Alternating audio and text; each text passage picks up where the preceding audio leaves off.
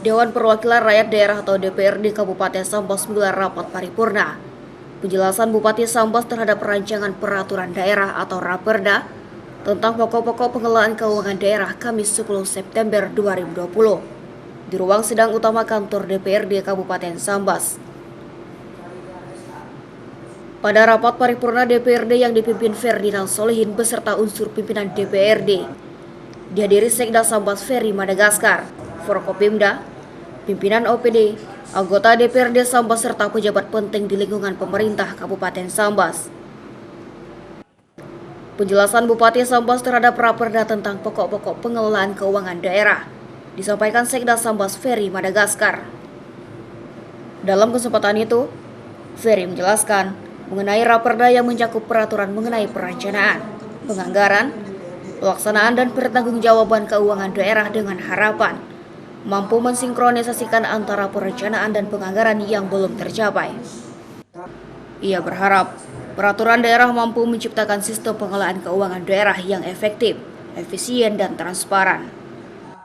Rancangan peraturan daerah tentang pengelolaan keuangan daerah ini terdiri dari 20 bab dan 215 pasal yang mencakup pengaturan mengenai perencanaan dan penganggaran, pelaksanaan dan penatausahaan dan pertanggungjawaban keuangan daerah dengan penjelasan sebagai berikut. 1. Perencanaan dan penganggaran. Proses perencanaan dan penganggaran dalam pemerintahan daerah menggunakan pendekatan kinerja. Pendekatan ini lebih menggeser pendekatan penganggaran dari yang berfokus kepada pos belanja atau pengeluaran pada kinerja terukur dari aktivitas dan program kerja.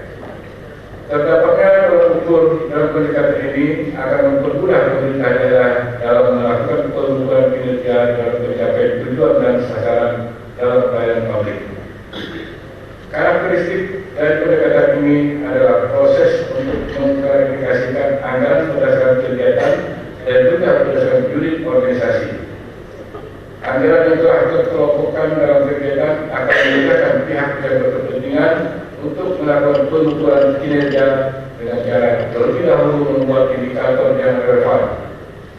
Rancangan peraturan daerah ini menentukan proses penyusunan APBD, dimulai dari pembuatan KUA dan PKS, kemudian dilanjutkan dengan pembuatan RK SKPD oleh masing-masing SKPD. RKA SKPD ini boleh dijadikan dasar untuk membuat rancangan perda tentang APBD dan rancangan perkada tentang penjabaran APBD. Rancangan perda dan rancangan perkada yang telah disusun oleh kepala daerah kemudian diajukan kepada DPRD untuk dibahas sehingga tercapai kesepakatan bersama. Rancangan perda dan rancangan perkada tersebut kemudian diajukan kepada Gubernur sebagai wakil pemerintah pusat untuk dievaluasi. Hasil evaluasi yang menyatakan rancangan perda dan rancangan perkada sudah sesuai dengan dokumen yang mendukung dijadikan dasar oleh kepala daerah untuk menetapkan rancangan perda menjadi perda tentang APBD dan rancangan perkada menjadi perkada tentang penjabaran APBD. Indikator kinerja dalam APBD sudah dimasukkan dalam format RKA.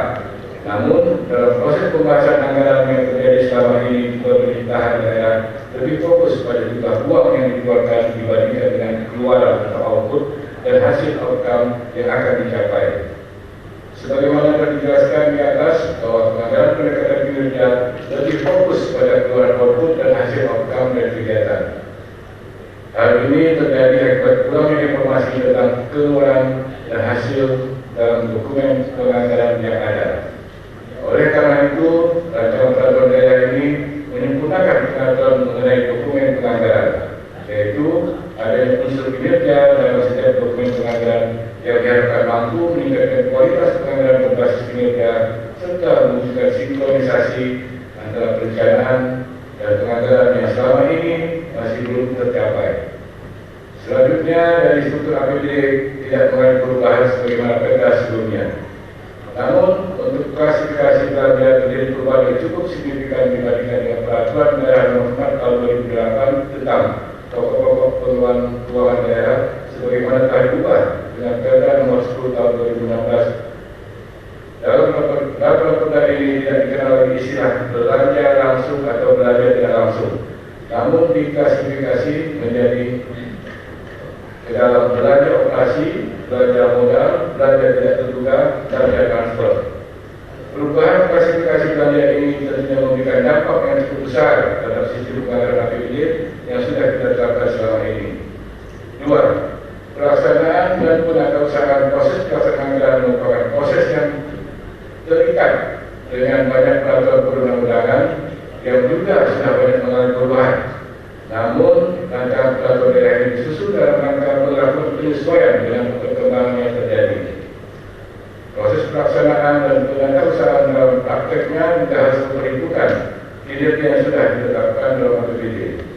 Proses ini harus sejalan dengan indikator kinerja yang sudah disepakati dalam dokumen APBD. Dengan demikian, anggaran yang direncanakan bisa sejalan sebagaimana mestinya dan jumlah kesalahan dalam proses pelaksanaan dan penatausahaan bisa diminimalisir. Dalam perjalanan pengelolaan keuangan daerah ini juga mempertegas fungsi verifikasi dalam SKPD, sehingga pelimpahan kewenangan penerbitan SKM kepada SKPD atau unit SKPD yang merupakan wujud dari pelimpahan tanggung jawab pelaksanaan anggaran belanja dapat sesuai dengan tujuan awal, yaitu penyerahan proses pembayaran di SKPD. Rancangan peraturan daerah ini juga mengembalikan tugas dan wewenang bendahara sebagai pemegang kas dan berbayar, yaitu sebagai fungsinya banyak beralih kepada pejabat pengelola teknis kegiatan atau dinamakan PPTK. Pemisahan tugas antara pihak yang melakukan otorisasi, pihak yang menyimpan uang dan pihak yang melakukan pencatatan juga menjadi fokus rancangan peraturan daerah ini. Pemisahan ini dilakukan untuk mencegah terjadinya kecurangan selama pengelolaan keuangan daerah serta meningkatkan kontrol internal pemerintah daerah. Proses pelaksanaan dan penatausahaan ini harus meningkatkan koordinasi antar berbagai pihak dalam penyusunan laporan keuangan berbasis aktual. Dokumen pelaksanaan penatausahaan juga harus mengalir sehingga bisa mendukung pencatatan berbasis aktual. Basis aktual ini merupakan basis yang baru untuk pemerintah daerah, sehingga dukungan dan kerjasama dari berbagai pihak di pemerintahan daerah diperlukan untuk menciptakan kesuksesan penerapan akuntansi berbasis aktual. 3. Pertanggungjawaban keuangan daerah. Pertanggungjawaban keuangan daerah diwujudkan dalam bentuk laporan keuangan. Laporan keuangan tersebut merupakan wujud dari penguatan transparansi dan akuntabilitas terkait dengan pertanggungjawaban keuangan daerah. Dalam perda sebelumnya hanya dikenal 4 laporan keuangan yang harus dibuat pemerintah daerah, yaitu laporan realisasi anggaran, laporan arus kas, neraca dan catatan atas laporan keuangan. Namun dalam perda yang diusulkan ini setidaknya ada 7 laporan keuangan yang harus dibuat oleh pemerintah daerah, yaitu laporan realisasi anggaran, laporan perubahan satu anggaran lebih, neraca, laporan operasional, laporan arus kas, laporan perubahan ekuitas dan catatan atas laporan keuangan. Penambahan jumlah laporan keuangan yang harus dibuat oleh pemerintah daerah memberikan dampak dari penggunaan akuntansi berbasis aktual. Pemberlakuan akuntansi berbasis aktual ini sudah sejalan dengan amanah peraturan pemerintah nomor 12 tahun 2019 tentang pengelolaan keuangan daerah, juga sudah sejalan dengan peraturan pemerintah nomor 71 tahun 2010 tentang standar akuntansi pemerintahan dan peraturan Menteri Dalam Negeri nomor 64 tahun 2013 tentang penerapan standar akuntansi pemerintahan berbasis aktual pada pemerintah daerah. Tentunya penerapan akuntansi berbasis aktual ini merupakan tantangan tersendiri bagi setiap pemerintah daerah, karena ada banyak hal yang harus dipersiapkan oleh pemerintah daerah. Salah satunya yaitu sumber daya manusia. Selain membentuk laporan keuangan, pertanggungjawaban keuangan daerah juga berupa laporan realisasi kinerja. Melalui laporan ini, masyarakat bisa melihat sejauh mana kinerja pemerintah daerahnya. Selain itu, laporan ini juga sebagai alat untuk menjaga sinkronisasi dari proses perencanaan hingga pertanggungjawaban yang dilakukan oleh pemerintah daerah.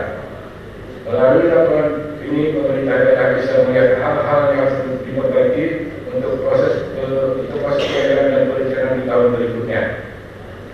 Sidang Dewan yang saya hormati, selanjutnya berdasarkan prinsip, asas dan landasan umum penyusunan pelaksanaan penatausahaan, pelaporan, pengawasan dan pertanggungjawaban keuangan daerah yang Tercatat dalam rancangan peraturan daerah ini, pemerintah daerah diharapkan mampu menciptakan sistem pengelolaan keuangan daerah yang sesuai dengan keadaan dan kebutuhan setempat dengan tetap mengacu pada peraturan perundangan yang lebih tinggi serta meninjau sistem tersebut secara terus-menerus dengan tujuan mewujudkan pengelolaan keuangan daerah yang efektif, efisien, dan transparan.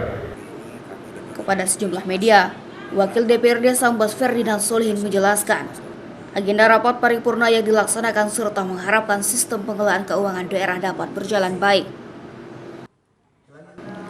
Di tengah pandemi COVID-19, tegas Ferdinand, dalam sidang paripurna tersebut DPRD Kabupaten Sambas tetap menerapkan protokol kesehatan, sehingga upaya ini dapat mencegah penyebaran COVID-19. Hari ini kami DPRD Kabupaten Sambas menggelar rapat paripurna penjelasan Bupati Sambas tentang rancangan pokok-pokok pengelolaan keuangan daerah. Tentunya ini menjadi sebuah agenda penting bagi kabupaten sebagai pintu masuk untuk bagaimana mengatur pemerintahan lebih baik ke depan. Alhamdulillah hari ini yang hadir luar biasa, cukup ramai dan banyak dari Forkopimda dan seluruh anggota DPRD Kabupaten Sambas. Dan satu hal yang pasti bahwa hari ini rekan-rekan tetap menjaga protokol kesehatan. Tentunya tetap gunakan masker, tetap jaga jarak, kemudian tetap juga dengan mencuci tangan. Kami kebetulan Wakil Ketua DPRD Kabupaten Sambas, saya Ferdinand Solihin dari fraksi PDI Perjuangan, kami sampaikan sesuai pesan dari Ibu Ketua Umum, Ibu Hajah Megawati Soekarno Putri, dan pesan Bapak Ketua DPD, Bapak Lasarus Esos LSI, bahwa semua kader PDI Perjuangan itu tetap harus setia, hadir, dan bagaimana dipercaya oleh rakyat mengemban amanah yang disampaikan melalui kehadiran di sidang paripurna hari ini. Mudah-mudahan dengan sidang paripurna hari ini dapat berjalan lancar dengan tujuan bagaimana bersama-sama kita membuat Sambas menjadi lebih baik ke depan. CSN TV, Madah Kanyi.